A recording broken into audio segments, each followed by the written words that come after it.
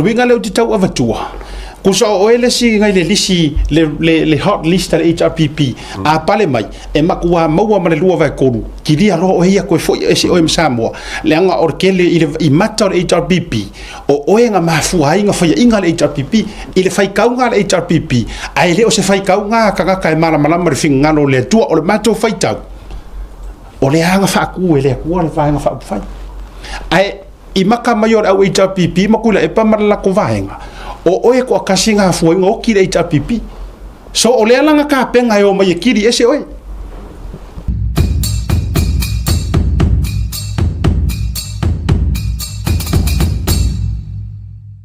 o tau faro longo atul mata upo fale alili ese le vala le o toe manu mai le atu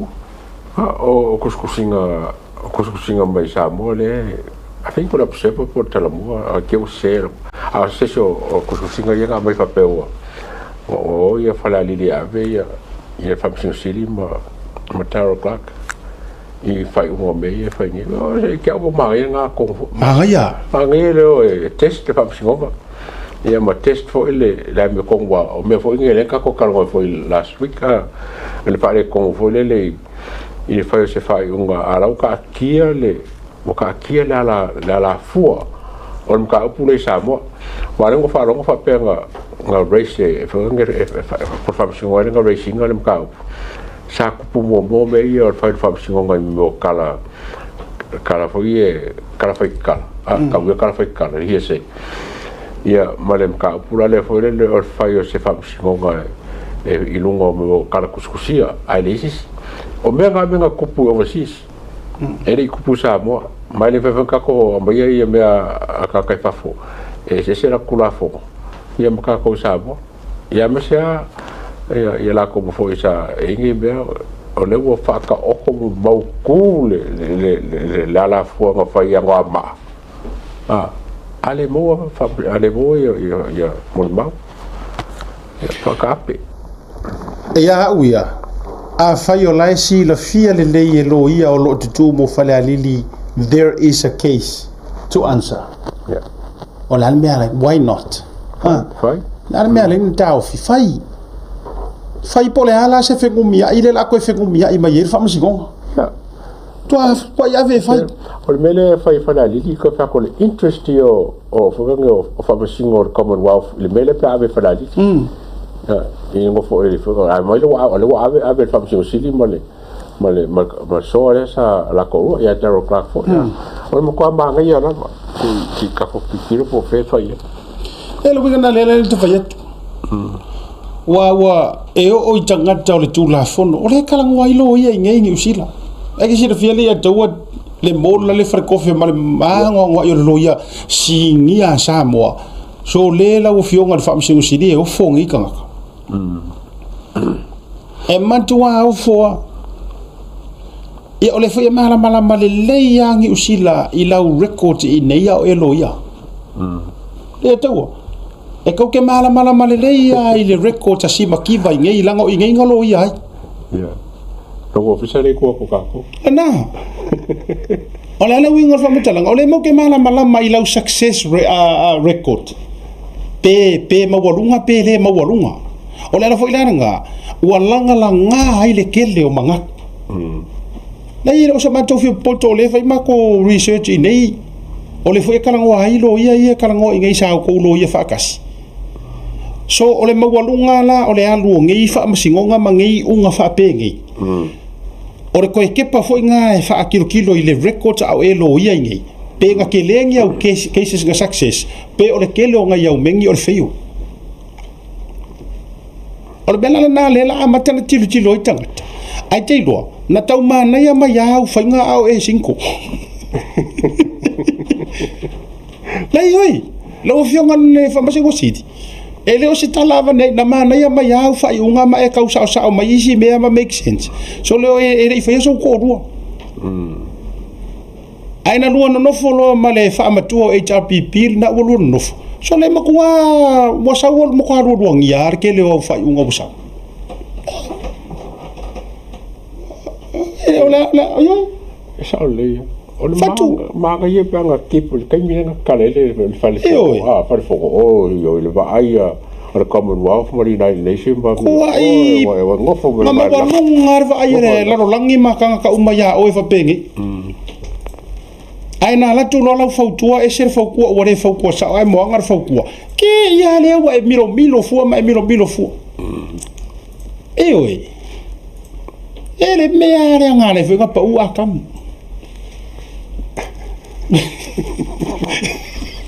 e oi e me are Oi, musu aku eva. Mo sila fia la songa Simakiva se fa kula ukara. Wa Leva nga Magaga'O le Hrpp e Kuli oi. Leva. Kusa ole upumongia ai kere ingofo inga se o farkua le no, ile ole ke fa kula nga se e alalanga umaya kanga makanga uma malama ia isio e matua Hrpp e lenga kia nga me ia e va pise me lenga nga me Hrpp o winga la le tfatu na matua seki uma mai au fainga ile makanga savalinga te loi o le record le Hrpp nga ia e ko e pale me loku le pa or ka mua le kiria isi Simakiva langa ile power kiria ese ile I ko ngor par menge le lua vai ko ya fa lua vai ko le ai e oi le ona ma fu la utala le utu faiato le anga o sio fritua o le niso se kasi o rima kamakaua ko stui ya e ke se fia o ka o le ala le winga le utu faiato o winga le utu tau avatua kusa o ele si ngai le lisi le hot list le Hrpp a pale mai e makua maua ma le lua vai kolu kiria ro o ia ko foi ese o Samoa le anga orkele i mata o Hrpp o oenga mafu ainga foi inga le Hrpp ile fai kaunga le Hrpp ai le o se fai kaunga kanga kai mala mala finga no le tua o le mato fai tau o le anga fa ku le ku le fa fa fai ai i maka mayor au Hrpp makula e pa mala ko vaenga o oe ko akasinga fu ngo ki le Hrpp so o le langa ka penga yo mai kiri ese oi ai vai la oi le fainga o le anga fa ka penga le ya oi le tua ai ku sa wa kalua nga umarosia u fai poipong wa sa wa vai le record le wa sa wa ai te lo la oi e makua ka di ya o kase kadie le Hrpp wa ke loai vote ma fa le Hrpp pe a pasi nge se ro vai koru fa toi fo ile tawa a o nge nga pasi se ro vai koru ai fa mo kai lo fo i marau ma siau mengi ke lo oi e pa lo ka ma Hrpp fa popo mar fast longo winga e nga ofia me ma ki u pa lo ka ya oi ya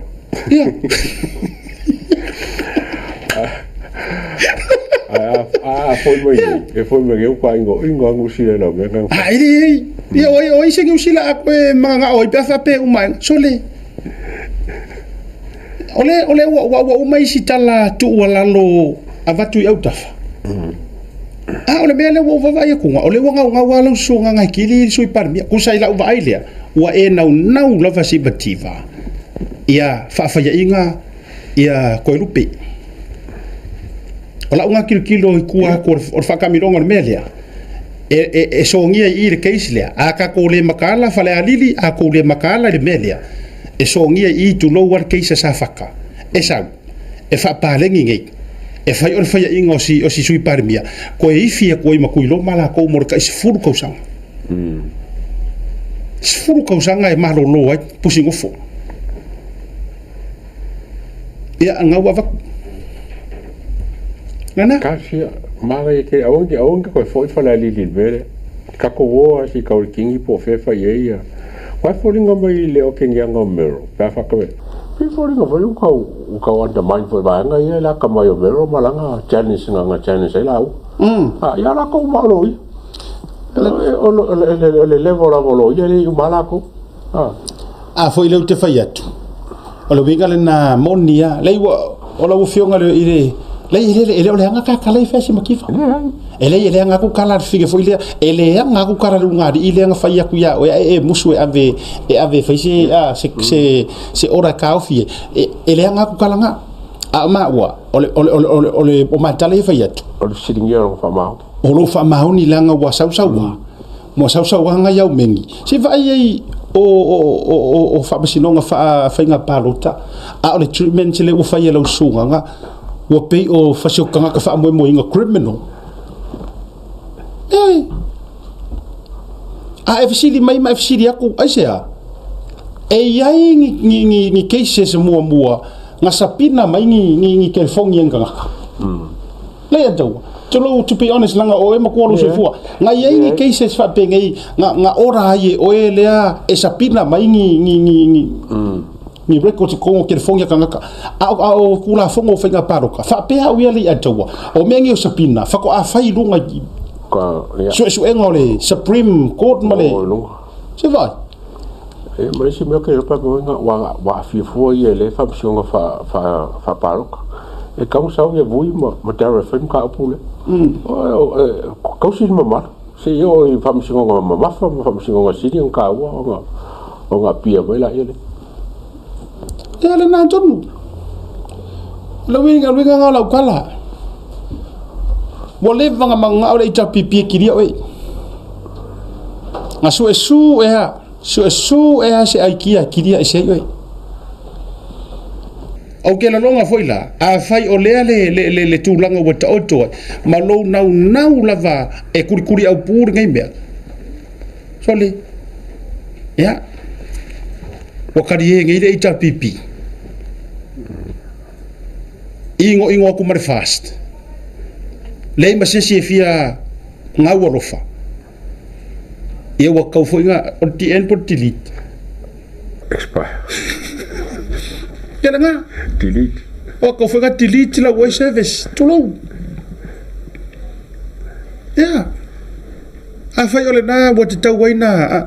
la sanga fai fia ya wa sila le wa makar kau sa fo ole ngai lava e le ole a le ai mar ma fau ole fionga le sui pale mia to alia ai mangaru nga le ngai le mele o fa ku ulu se beiro ma fau le akau fa ngemu mai malanga team ya kalasa ko so ko foi Malaysia ya ele ole le mai ele o se lau pasenge le ma fau le ole mingiskapo po le sui pale mia e fa e operator ya o le ministry le lalo ole vai nga male ale fionga ia doilupe madanga ruenga ke kele le balo a faila sa mo ole la kau ko alia le nga ile ole le ma fo si fai pule po se mingiska ole nga mo se fai fa le case talu ai nei tu ai nga me te tau tuli ki nga wa uma le nga soala pule o malele nga so ala pule ai le ma fai ma what a story they are do wa o mana ma to lo o mal story sa or mele ya marka nga fa alonga pa wa le or nga fa nga alewe e nga mula ulu e fa alonga in the recording ya nga lu mori kai o le lato ya ar ka kongwanga olonga nis lengo ngofo Simakiva ia ka ora le pole le bare ka mo le sui kai o ia o fun koi sorry le pole le sa le ya ta tu ta ngofie vangen maka upule le la wo foi atu o ai le to luo Simakiva ka ko ia me sa o si kai mi le atu ta te tau no fo mo ta fa pe ia ka ko ia la leva ngose i fai me ia la ko fa maung you know ai ko vai ko sole pe a kaule ku ia ku ma kaule va ku i na pe ka va ku la papango e ale le fa ole fale ku Simakiva ole ni so fonkoi ore kangaka lea sa fa alongo i le recording lea angamula ulu o fonkoi o sila la sa mo e ka kaunga ko fika mai lai o ko le so kanga le ma vai lai fika mai o ko so kanga le o ai la le ma kwa fa ku inga si jei pingi ai sia le nga ole menga eli ko ke ro ko sa mo nga ma kwa i kongi a ku la epa ma fongo ko e male ale pule ia nga mula uru sa milio ka kongi la no pas il ke sia mai le ko ngalo foi anga mlo ele ko ngalo anga mlo melo fatu fasale le anga tonu ole mea le ngala ngupu makua ile kea kanga kangi ima malu fai pulo ko kumaro ai makua itongi la pas me ngala ngupu na vai la ye fa longo ai ile recording ia umarola ia boy pekesa ai vange ai roi lunga mele malanga mai ngamula ulu malanga mai fafu ai so ka ia kule loia le usa pina mai me ai kongoro kerfo mai anga fea nga fa nga ile sapina de melia anga fea o anga fea nga mafai nga fa ile sapina ngimia mua ai pau war ka ngaka lenga yeyong karinga i ka ngaka lenga yeyong karinga i nga fa longo i melia oi ole anko ole ko lua ole fam sing city so kanga le anga ye lewa kele Samoa so kanga le anga le ole ka moki ka ko be Samoa ya ole na tonu ale tau mafai vange a kuirunga le alainga feika mai fa mai ole ka mai kiki la le fia poko ole ma ele o se fia poko ava kule maua ai fa mai fia poko yes no fo lalpa le atau ai o va vai atu ya vai la si ire ku malo fale aditi fale alili awa ko mama yo a to si la fia me so loia kele pingi ola utatalo foi ngamula unu sa miliota kula mai e fai le fa mauni kula mai iyo awe ke ko ele ipopone le awadi ir konginga oila lol pas ele ikea ya oi ele ikea fa kasi kula epa limongi ma fonko le ai ma se singa kea ele ipopole fo ika ku malo nga popole ma Magaga'O e fai le mea ai sia la nga ele Magaga'O ku la iska mo tu no wa ko lupi Magaga'O kiri ele se usira sila ile lua vale lei wa uma fo la keu le lua vale lei ma fo fa kala sa ye momu awa kasi fo ile case o makua case of makua case ora kangi ai apa pali leo ta eu maspa nga ave ya ngamula u ale ale me nga kupu nga koe uia ala mea ma koe keu le va se gentleman's agreement e ka o mea wo pasi ya o mea ma fainga fai le anga ele pule mai se fa masingonga ele pule mai fa fo e pule ali ku malo a sa usi lor ko fa faile le lenga anga isa o ko ngamro o le wa tu sa o e se kamar ka ya e mali a ka wa please by all means so songia ka ko fa yer mesa ele yang o le wori ya ki ngaru le fiaru ke kula ila la nganga le fiaru ya ngamro le doa that's the reason ele fiaru se ngamro ku le nga mai e lunga la sa o le ele fiaru ai se la nga fo le fia me la wori ia wo fa nga keri ko singa foi langa fere ale le pete melana le fa ya tu lava a le lava fa ya mo go umi fa fenga ka o le mafu anga ko ngwale Samoa mafu anga le anga so kanga anga menge yo piloto kle anga dangerous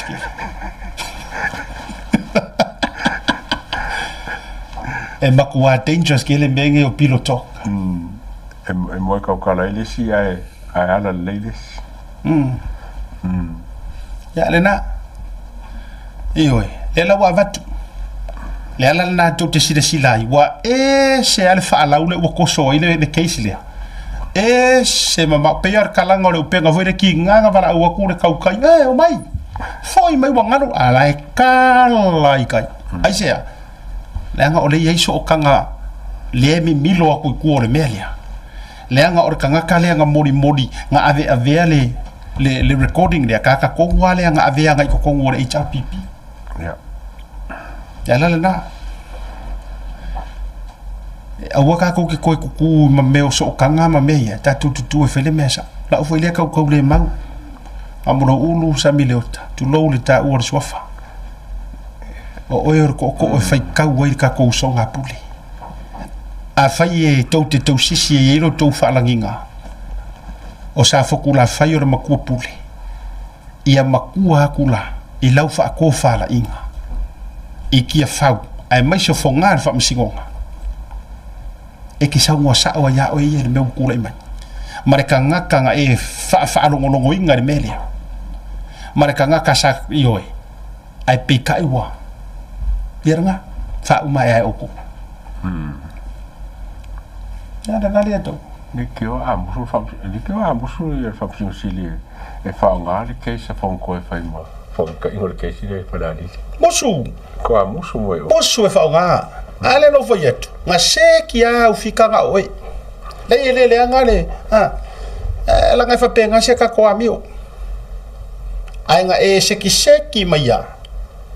nga ola ufio nga famsing sili le ngango kango quote melia le nga e fa masingo mai e nga oe ya ai nga se e ko luolo a ngo foi kong se e ko kasi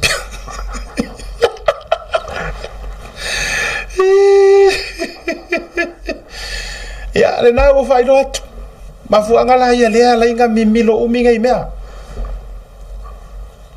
se le ai o ka ko so kanga ole manto foi le ya towa ole tolu alea ole tolu lava lea le fa le anga me to tono Samoa mafuanga tolu le ke fa ya kuai o mafuanga nge ye koru e mafuanga fa fa ngaka mo o laiki ai ka lafu se kanaka longa lua o lo e fefe se kanaka male lona tolu e te so o tanga ili kanaka o le koru la walunga le fa le anga ma mafua i lo le upu le o le corruption po le corrupt me ye ko mua o laiki o e ki ai kalafu i le kangaka ai kalafu ngo kofia ko kule pala ko famsing sili ya kasinga ai kalafu o le kalafu ko ngol oi lenga mangkua e fori nga mayele o e ko ngo foi ai wa e ngo foi o ngo se me nga fa se kangaka e ka war me nga o lo ai kalafu you owe me e lenga se ai kalafu ko pe lua fefe le ma ke ka ua me e yoi fefe ai sea fefe kuli ya fefe kuli fefe expose kule fefe kuli fefe kau fefe demote sa mo le ko ti kala kule per le anga ba o famsing sili ai la ka mangia sore wali mosi no ko ki le famsing sili no ka wa kule ya que fa vai rua pe fa vai kas ai vai rua ya ko sa o fefe le ma le o tango e mo ai ta la fu pete o se tangata that's one thing le fo ia la ke vai e disi o vai nga ia ki nga la ko ingo sko inga o ki nga lo la ko kadinga il fa o lo ataua mar fa besi and they were still close their eyes and tulepa. Why? They owe him. It's either they owe him loans, it's either they owe him lands,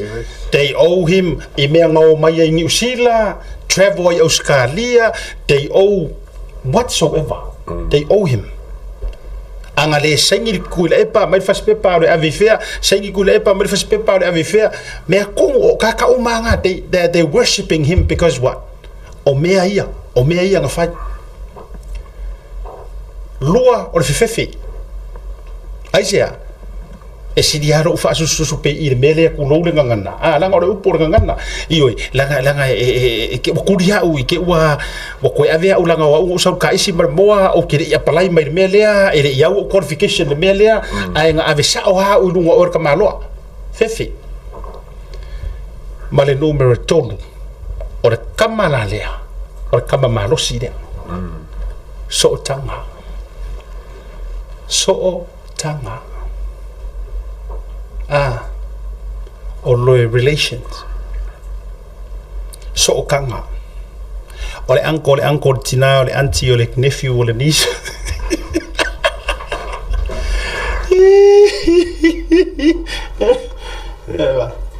Ya, tasila na vaenga le to alia. Se ka ko kilo. Ai mana ia tele pe a fai o le fato fara inga le a fale ali le to. Koyo mi mika ya fale ali. Laka koyo sua i pesenga masangingo ka fa longo i mo afireki. Kai mi e vala au ko ila wa o ngala la usa u ke bobo e paka. Go ka uro kai ngoa 2 4 6 8 go ela go fale ali go ala wa sa eu quero e queria afere kinga e feng afere kinga kai mia okay eu vou ver que isso é bom Olímpica ma ko foi io ya le na